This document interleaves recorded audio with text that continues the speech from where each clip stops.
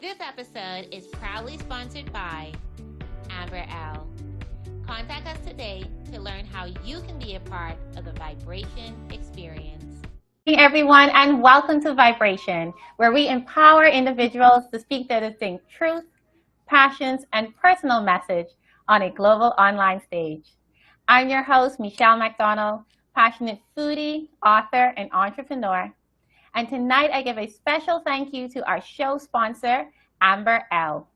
We are continuing with our theme of Bahamian art, culture, and roots with our topic, Cultivating the Bahamian Creative Culture through Idiscover the Village. Our guest speaker tonight is Tehranique Darrell, who currently serves as the Family Island Manager with Access Accelerator Bahamas as a part of their Special Projects team. She studied economics at the College of St. Benedict in Minnesota and holds a Bachelor of Science degree in Youth Development work from the University of the West Indies. Tehranique is certified in evaluating social programs through Massachusetts Institute of Technology, MIT, Sustainable Global Food Systems through Edinburgh University, and Feeding a Hungry Planet, Agriculture, Nutrition, and Sustainability through SDG Academy. She's also an alumni of the U.S. State Department Premier Professional Exchange Program, the International Visitor Leadership Program in the field of nonprofit management. Tehranique's social entrepreneurship inspired her transition into small business entrepreneurship, and the village was officially founded in 2017 after 6 years of site preparation and 2 years of market research. Research and testing gave birth to the Orange Idiscover the Village, which at its core is an economic development initiative designed to create opportunities for creative entrepreneurs to start and grow their businesses. The village builds on existing strengths and competitive advantages to grow the next generation of authentic Bahamian orange businesses with an aim to be a place that heightens opportunities and lowers the barriers against them. Being a service-oriented person and with her years of experience with Access Accelerator, Tehranique assists other aspiring entrepreneurs with business development, access to capital, execution, and support. Tehranique, welcome to the stage tonight. Thank you, Michelle. I sound very busy. Very busy. Yes, I'm busy building the future, working with our orange economy. I'm here for it, doing some good work. So the Idiscover brand encompasses so much of what the Bahamas is all about when we think about our art, our culture, our history, and even the orange and green economies. Tell us about your journey to Idiscover the Village and why it holds a special place in your heart. So I think I was just having a conversation with a colleague a couple of days ago, and I was going over my resume, right? Because it was getting a little long. Like I don't want a 3-page resume. So I'm looking at it and I'm like, okay, I did economics, all right, youth development, okay, small business development, all right, I got that. And as I started to sort of really look at it, they literally like dots were just appearing, right? And I'm like, wait a minute, all this time, even though I didn't plan it, all of these dots are somehow connected, right? Mm-hmm. I am a closet artist myself, so I create, but I don't sell. And so even that was a part of a core passion that I hadn't executed, but I have the greatest respect for people who can, right? Agriculture, tourism, creatives, culture, entertainment, education. I'm looking at my resume and I'm just seeing, it's like little blurbs popping up. And I'm just like, wow, look at how all of this makes sense when you bring it all together. And I think that may be one of the reasons why the journey was sort of a natural progression. So you start at one point, and then you incorporate that point into another point, and then you realize, hey, I could bring this in. And then the overarching, I guess, theme for it all is that no matter what, there will always be young people. And so no matter what, there will always be a need, a critical need for the transfer of knowledge. So the transfer of culture, the transfer of agricultural practices, the transfer of building and developing. And so I think at the core of it all is where my kind of youth development just sat itself. And then we had all these arms and legs that were moving around. Awesome. Thank you. And you said that so well. There is a lot that can be learned just from this one ecosystem, right? And all of the different branches they connect. And understanding the value of our youth, as you stated, there is so much that they can do, not just as a way of preserving what we have, but expanding on it. Right. Yes. Right? Because there's so much potential. And I'm sure you've been able to see this through your role in family island management. Yes. So I think one of the more, I guess, the bigger challenges that we've had historically as a nation is that New Providence is seen as, the land of opportunity. It's like you go to New Providence, it's the land of milk and honey. Once you graduate from high school anywhere on any of the family islands, you have to leave. So you have to leave your home and you have to come to New Providence to gain employment, which has caused over the years a literal brain drain on the family islands. In my role with Access Accelerator, there is a critical focus on family island development. So when you think about developing something, like you said, there's not only preservation, but there's innovation. And so young people naturally are innovators, right? So they're thinking of the next big thing. They're using the next best thing. They're leveraging their experiences on social media to create something else, to create sales for an industry. So it's naturally embedded in them that they have these sort of skills. And our goal would then be to foster those skills, kind of streamline them, pull it in, pull it back, let's get some financials, let's write a business plan, so that they now feel the entrepreneurial spirit. Although, of course, employment is important, people need people to work. Who are those people that need people to work? Those are entrepreneurs. And so that is a critical need for development across the family islands. And we are on the ground, we're doing needs analysis, we're developing programs to fill these gaps so that we can, like you said, expand. Yes, and what I love too is there is this wonderful synergy between what you're doing there with the youth and development and entrepreneurship, and of course Idiscover, and it's really just working so much hand in hand, especially with the inclusion of the Bahamian Orange Economy, which is a fabulous sector. So tell us a little bit more about what iVillage is doing for those creative entrepreneurs. Okay, so again, right, so I have a very busy mind. My bio sort of displayed that.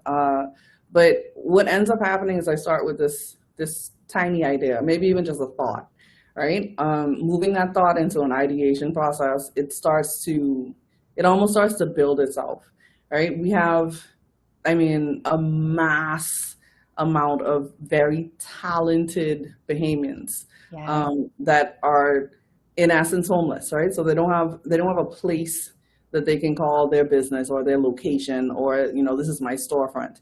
That was one of the I guess critical needs that I saw. And then when they do find a storefront, it's $2,000 a month for a startup business. That's they're not going to be able to afford that. So you're crashing and burning before you even get your product out. Training. So a lot of our creatives don't necessarily treat this as a business, right? And that is of critical importance. I think we were discussing earlier that the orange economy generated more revenue than oil. And that's in the trillions of dollars, right?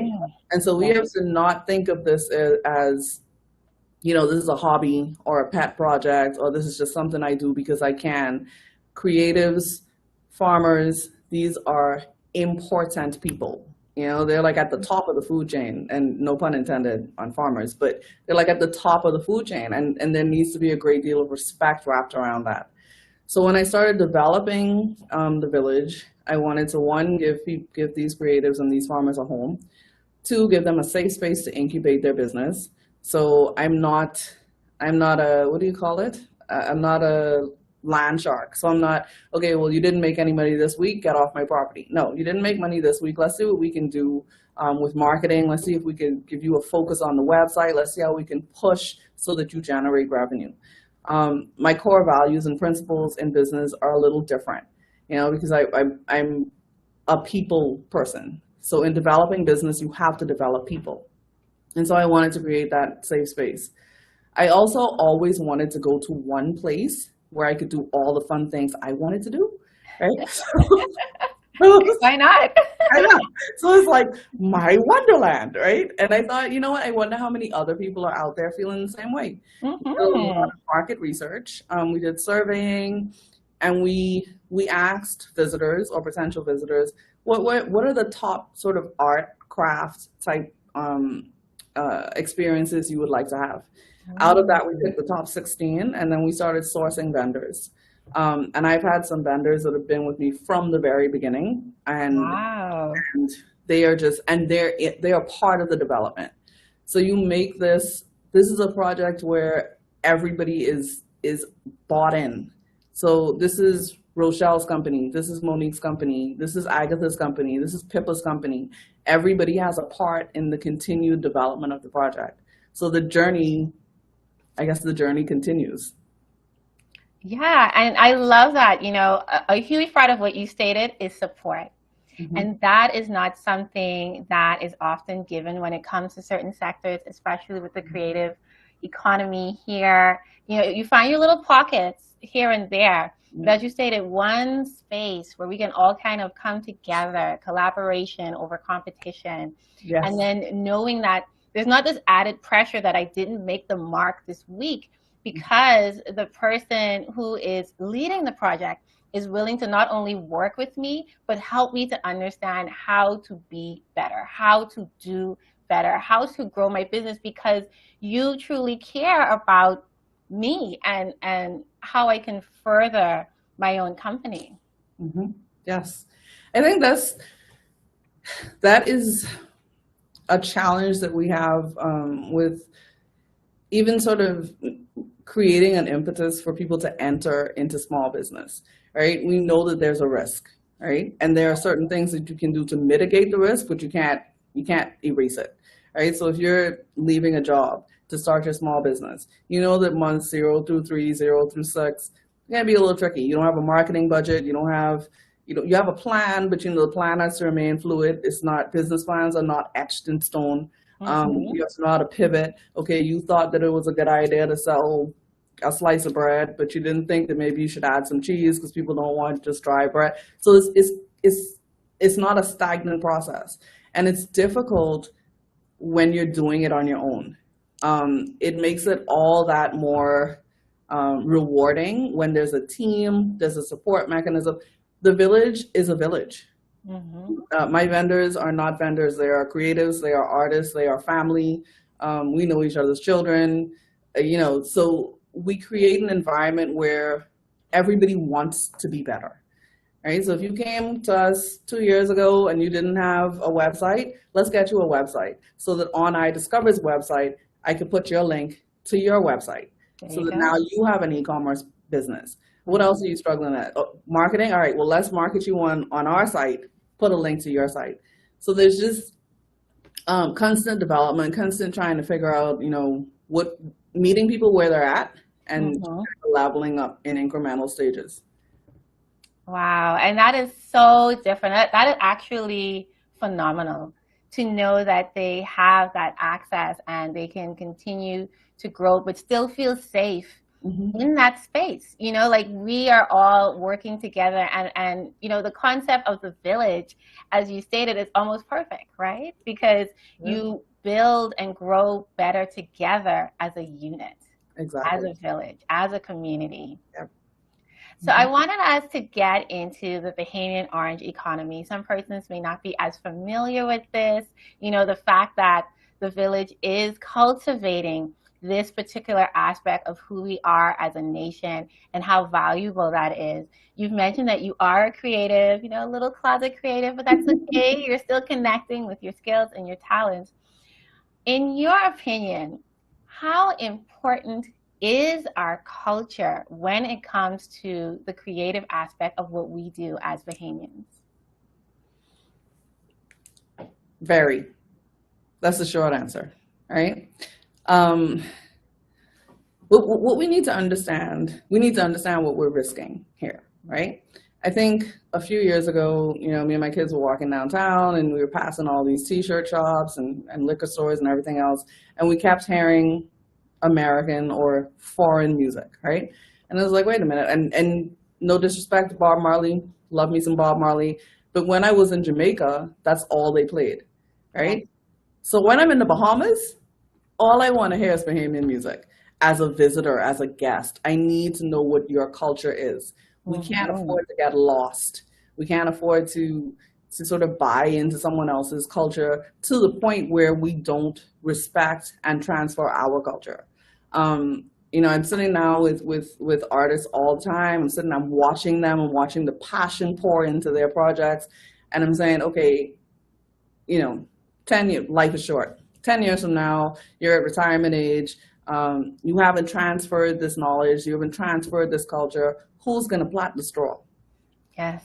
Right. So now we have all these people making straw bags, but nobody taught a younger person or a person, a member of the family or a friend or whatever it was, to actually plait the straw. Right. And that's a part of our culture. So that's dead. Right. What about storytelling? I remember as a child, Babuki and Barabi, they yes, I know them all. I know them all. My children don't, because I can't tell them the way they were told. Yes. I wasn't taught to tell them the way they were told. We even had speak about family trees. When the elders in our family pass on, do we have a record of who we're even related to? Because I had a child, but that child doesn't have the family last name. All of these things we can't afford to just kind of let ourselves go. Like this needs attention, because if you don't pay attention, when you turn around, then we're like little America or little Jamaica, and we don't differentiate ourselves for the robust culture that we do have. I agree, and I appreciate the fact that you showed that strong link between our culture and our creativity, because we often take it for granted and we often feel as though it's something that our grandmothers do and our great-great-grandmothers do. Like, for example, I grew up, spreading the raffia, all the different colors. I'm doing this as I remember doing this as a kid. It's so crazy. Like, I can feel it right now. And so that is the connection that I have. I also remember living near the 66 steps and, running down, and they actually had like this whole setup with all of the different artists. And so it had like the drum that you kind of roll in between your hands and making that sound. Right. And then also like the little straw dolls. And come on, you had to have the little like straw bag with the crossover, right? The original crossover. Right? And so, as a kid, like these are the things that excite you. It's Bahamian and you love it and it's colorful and you want to show it off. Right? Yep. You want to have it and it's everything and you see it everywhere. But as you get older, you don't see it as much. It's not expressed the same way. I mean, yes, of course, the persons who are doing it, they're entrepreneurs and they want to make money, but the cultural expression of it is not the same. It's almost like, in a sense, it's being lost. And so with you being able to make that connection, it really helps persons to understand that we have to treasure this. Yes. And we have to be proud. Yes. This is not, we didn't just come by this kind of talent. We didn't come by this culture. We've created a culture. Our forefathers, our grandfathers, great-great-grandfathers, they created a culture. They instilled values in their children. They put that passion in you. So before you even knew what a straw bag was, or before you even knew what raffia was, you saw someone you love producing this thing or using this raw material. And so it made you feel connected to it. And like you said, I used to spread the raffia too, by the way, right? So every time you have a memory like that, you feel it, like you feel it for Yes. yourself, you feel it in your stomach, right? And so that kind of passion needs to be passed on. That's the first, I guess, means or method of preservation. If my daughter sees a straw bag with her name sewn in Raphael, I need her to feel a certain way about that, because she Yeah. couldn't get that in Jacksonville. She couldn't get that in London. She could only get that in the Bahamas. That's ours. And we're Hmm. transferring it to our young people. Yes, and the great thing is, I Discover the Village is here to keep that intact, encourage them, like you said, to have a certain sense of pride, so it's pride in your local creativity, your culture, but also your business. And so, you carry it a certain way, you Right. talk about it a certain way, Yes. right? And when persons come to the village and they visit you, they're like, I love it. I can see it, I can sense it, and that's what I got even just from the description of what the village is, right? This cultural expression, this just explosion Yes. of everything that it means to be Bahamian and all of these different pockets, it's here, you grab it, you taste it. Yes. And I see that you guys had your debut on July 3rd. Congratulations on that. Yes. So let us know what it felt like, and I'm sure it was monumental, but what did it feel like, Tehranique, to see your vision come to life? Well, okay, so I'm going to be honest. 3 days later, when I recovered, I felt it's like a sense of relief initially, where, when you have a dream or a vision or a passion, and it goes through all these different stages, these different developmental stages, ideation, you got to pivot, COVID came, all of these things had to change. You had to think clearer about how you're going to execute this project. And then one day, be it 2.5 years later, you walk onto your site and here it is. Here it is. These wonderfully talented Bahamians actively creating on the site, these farmers with their fresh produce, these farm products, the entertainment, Sweet Emily, Junkanoo, fire dancing, and it was like, we did that. Yeah. We certainly did that. And I know that, I couldn't have done it alone. I couldn't have done it without the support of my team, of the village family, of Access Accelerator, of my family, my children, and they were all there. So I could look around my site and I could see all my entire foundation. And then I could also see sort of the way that it developed into what it is now. And so unless I continue to open villages all across the Bahamas, I don't think I'll ever feel something like that again. Yeah. Moments like that are just timeless and priceless. And I love the fact that you were able to experience that and you got the support that you needed, that same level of support that you are providing to those young entrepreneurs out there. I tell people support makes the difference. Yes. Yes. I mean, I think that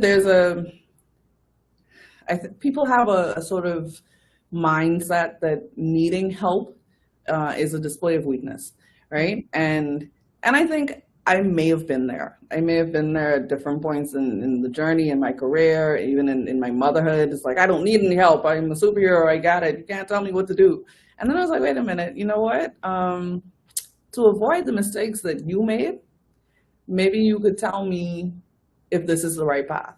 And so support became sort of second nature, right? So I'm giving support, I'm getting support, I'm giving support, I'm getting support, and everybody needs that. You're not an island, and you cannot exist as an island, even if you create a business and you don't have the necessary support from your consumers. That's you're crashing and burning. And so support, we need to put sort of a more positive undertone on the word support, so that people understand that it's necessary and it's not a display of weakness. Yes, I agree. It's this beautiful symphony of give and take, but either way you do it, like it's rewarding. We're always winning, you know. If people kind of look at it that way, I think it would change their perspective. But as you stated, there's a lot of independent us around here. But when you get on that entrepreneurial journey, you learn quick.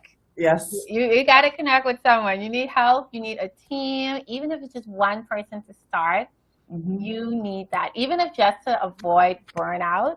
But there's a difference when you know that someone is rooting for you and when you know that you can be there for someone else. Like, yes. Awesome. Yep. Absolutely awesome. So you had touched on the orange economy and mentioned farmers as a part of the village. So we know, of course, from your introduction that the green economy is something that you're very familiar with your certifications in regard to feeding a hungry planet, and then also with the sustainable global food systems that connect very well with zero waste, thinking about food security and also sustainability in the Bahamas and around the world. So many may not know this, but there is an aspect of Idiscover that is connected to agriculture. So can you tell us a little bit more about that? So initially we wanted to have 10 farmers on site with fresh produce. And this is sort of a split where I'm wearing both hats, right? So my Idiscover hat wanted 10 farmers with fresh produce. I started engaging with farmers in New Providence. At the time I was living in North Andros. I started engaging with farmers there. And it was, we don't have the crop diversity to have 10 farmers with fresh produce. So it would literally just be 10 farmers with the same product, right? And the village is created in a way where there is no competition. Each artist or vendor or craftsperson is the only person that's doing what they do on the site. So there's one straw person, one Junkanoo person, one conch person. And so to sort of spill that over into the agriculture component, we didn't want it to turn into a competitive environment for the farmers. And so we made shifts and pivots so that we would say, okay, well, we'll have some fresh produce, we'll have some farm products. So we'll have your sauces, your paste, your jams, your jellies, your breads. And then we'll mix in a bit of food in between so that we continue our theme of just a zero competition environment. Because I had existing relationships with farmers on North Andros, and there was quite a bit of wastage happening at the time, I started to purchase produce from those farmers and created farm boxes. And so every Saturday we put together these $20 farm boxes that could have pumpkin, pepper, potato, onion, sweet pepper, and we were able to create market access for those farmers to sort of mitigate the waste. The spinoff, or the next step from there, would have been encouraging processing so that even when produce is not graded for market, you can value add and still be able to get it, into the hands of consumers. So all of these things, I swear, Michelle, you ask me these questions and they have so many layers. There's so many layers because we're in constant development. So we understand, I think everybody knows the term food security, but we also have a growing concern with food scarcity, right? And so we have to be able to mitigate waste. And there is absolutely no reason, aside the larger infrastructural challenges and everything else, that we couldn't create an environment where we have zero waste. So if the produce doesn't go to human consumption, it could go to animal consumption, it could go to compost, it could go to vermiculture, value add at different steps. And so that at the end, every nutrient or every aspect of that produce goes back into the soil. And so that we sort of upcycle, recycle, value add, so that we know, that we've sort of considered every aspect of the value chain and the supply chain before we just say, all right, well, we can't use that. And so we started with the farm boxes, and now we're encouraging our processors with bottling, labeling, meeting all these standards so that they can then incubate at the village. Awesome. I love what I'm hearing. Innovation, growth, zero waste. Hello. Love it. Okay, so congratulations on your feature with the SET training session on defining your brand with Access Accelerator. We know that entrepreneurship is a huge aspect of what you do and what motivates you. So, for our budding entrepreneurship community out here, give us 3 tips to keep in mind. 3. Boy, 3. Okay. Let's see. Stay focused. I think that in the beginning, I sort of allowed people to, I mean, input is necessary, but I sort of allowed people to kind of shift my goal or shift the core principles of the project based on what they thought would make more money or thought would be a better idea. And I had to stay focused. I know what I want Idiscover the Village to be, and I can't waver from that. So you need to stay focused. You need to protect your brand. So important. Oh. So important. Once you've created this brand, you need to protect it. If you think it's expensive to create a brand, try rebranding. Yeah. Because now that cost is a human cost, because now you've created a perception in the market that is very difficult to take back. So I've had people come and say, well, can we rent the space because we want to have a water balloon party or a drunken debauchery? I don't know what it is, right? But no, because this is Idiscover's property. It is branded as such, and people will expect, they expect certain things from the village, and I don't need that expectation to be diminished in any way. So yeah, stay focused. You got to protect your brand. I would say the third thing is bet on yourself. Yes. Right? There will be times when the only thing you have is your intrinsic motivation. You will have no fan club. Your parents tired hearing about your idea. Your children just, mommy, we want Wendy's. You're late for your job. You got to hurry up, get to work because you got to pay your light bill. You got to take a bet.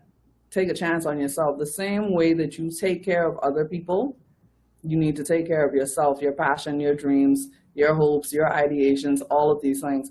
I said to someone today, boy, if I take care of other people, if I take care of myself like I take care of other people, I'll be a goddess on these streets. Hello. Just, because we're motivated to nurture and to care for others. Your business will require you to nurture and care for it. It is a baby. Once you give birth to it, you are its parent.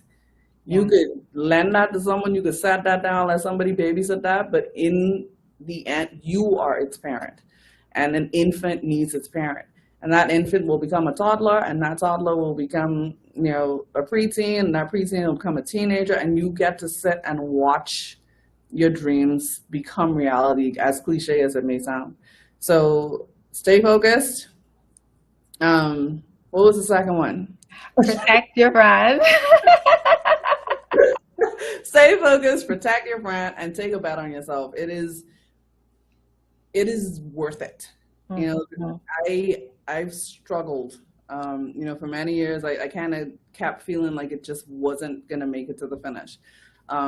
And there are a lot of things, externalities to kind of pull on you this way and the next thing. But make your dream your happy place. Like when you get home at night and you're tired and you finally get the children to go to bed and it's a nice quiet space, make your dream your happy place. Make that the last thing you think about before you go to bed and the first thing you think about when you wake up to drag you through your day. When you cross that finish line, there's no celebration like that. Yes. And you're right. You're right, because the thing is, it's going to be that feeling of, this is the reward I was looking for. This is the feeling that I couldn't quite describe, but I knew when I experienced it, it is real. And guess what? It's me. Yes. I did it. Yep. You did that. You did that. So Tehranique, you have given us a lot to think about. We are excited for the village and where it's going. And of course, with the program that you're doing, working with the Family Island entrepreneurs. Tell us what is next for you and the village. So we are currently engaging tour partners. So we are reaching out to all of the tour companies so that we can sort of expand our reach. We do have a core value in partnership. I always tell people recreating the wheel don't make you no money. It just makes you a second wheel, right? And so if there are people, or in this case, tour companies that are already providing tour services to guests, locals, the like, we would prefer to partner with them. So that bring your guests to us and let us wine and dine, show them, just a part, a taste, a little snippet of Bahamian culture. It adds value to your product and it adds value to our product. So we're currently reaching out to the tour companies. We are in development with some of our vendors. We brought on, I think, 4 new vendors and may have space for 3. So we're still sourcing the last 3 vendors to complete the artisan sort of rollout. And then grand opening to be announced soon, because we want to make sure, we could open tomorrow. We could have our vendors out, we could have them set up. I wish I had like a board of pictures of how beautiful their work is. But my core focus is to make sure that they increase revenue, right? I don't want vendors sitting around on a site and not making money. The partnerships that we have already engaged in, and the partnerships that we hope to engage in, ensures that our vendors will increase revenue. They show up, they show out, and they go home with a pocket full of money. And that's one of my focuses, or focusi. What is the word? And so I talk to my vendors all the time, like, listen, yes, I know we're anxious. I know we want to roll out. I know we had a wonderful opening. We had a lot of engagement, had a lot of vendors that still wanted to know if we had space, but let's do this thing right. Because once we open, we need to stay open. So we're still in development, but we're pushing. We had an event on Saturday, have another event planned 2 weeks from today. So we're still pushing forward. And then the big bang, which of course I will be advertising on Vibration. Awesome. I'm here for it. Excellent. So that is great. You hear that? Tour companies. She is looking to partner. Check out iDiscover Tours Limited. I'll be sharing some contact information below. And of course, we are excited to look forward to that grand opening. Yes. More vendors, Bahamian culture. Hey.